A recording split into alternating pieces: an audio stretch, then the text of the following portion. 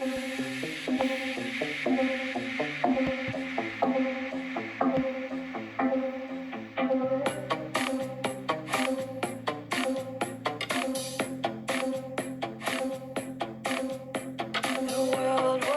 à toutes et à tous et bienvenue dans le podcast Ma Bulle de Psy. Je suis Florence Davigny et chaque vendredi je réponds à vos questions, les questions que vous vous posez sur votre vie de couple ou sur vous-même. N'hésitez pas à m'envoyer un email si vous souhaitez que j'apporte une réponse à votre problématique actuelle. Vous trouverez mon adresse mail en bas de ce podcast. Chaque épisode est une invitation à réfléchir à votre difficulté et à mettre en place de nouvelles actions, de nouvelles habitudes pour pouvoir apporter des changements positifs et significatifs dans votre vie. Si cela vous plaît, je vous invite à partager le podcast auprès de vos proches qui en ont besoin. J'apporte aujourd'hui une réponse à Léa qui souffre de crise d'angoisse. Voici son mail.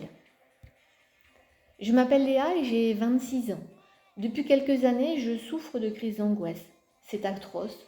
J'ai une boule au niveau du plexus solaire, la gorge qui se serre et j'ai des difficultés à respirer et j'étouffe. À chaque crise, j'ai l'impression que je vais mourir. Qu'est-ce que je peux faire? Comment puis-je me sortir de cette situation? Les crises d'angoisse sont terribles et compliquées à gérer. La personne qui y est sujette ne contrôle plus rien et subit la situation. Sachez qu'il existe bien heureusement des solutions. Tout d'abord, il est important de pallier au plus urgent et de mettre en place des solutions pour faire face immédiatement aux crises d'angoisse dès qu'elles arrivent. Pour cela, il existe de nombreuses méthodes. À vous de choisir là où les méthodes qui vous conviennent le mieux. Au moment des crises, et même en dehors de ces crises, pour que vous appreniez à vous apaiser le plus souvent possible.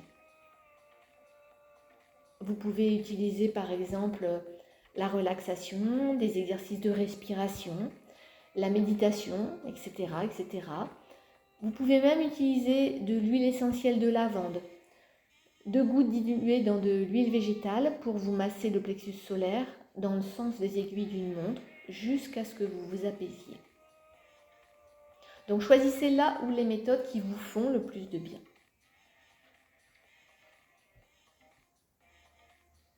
Si vous connaissez ces méthodes, parce que vous les avez expérimentées, utilisez-les le plus souvent possible jusqu'à ce que ça devienne une habitude et que vous trouviez la sérénité. Dans le cas contraire, prenez comme support des vidéos que vous trouverez sur le web. J'ai d'ailleurs mis en ligne des vidéos pour vous aider, dont une dans laquelle je vous montre une technique très efficace,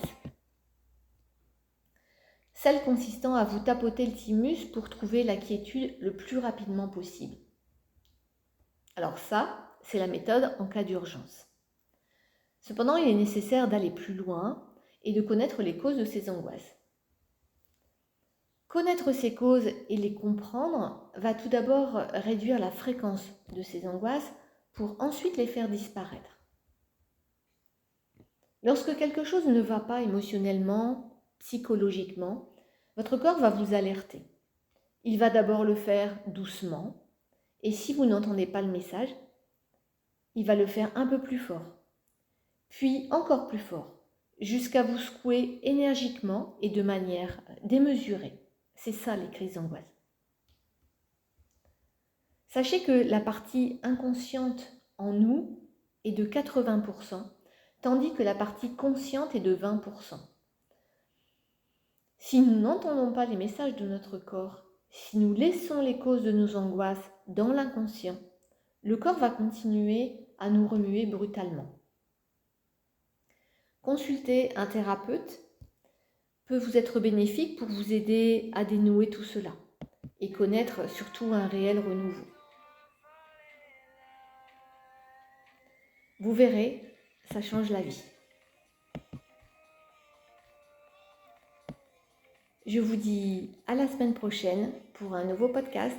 À très bientôt.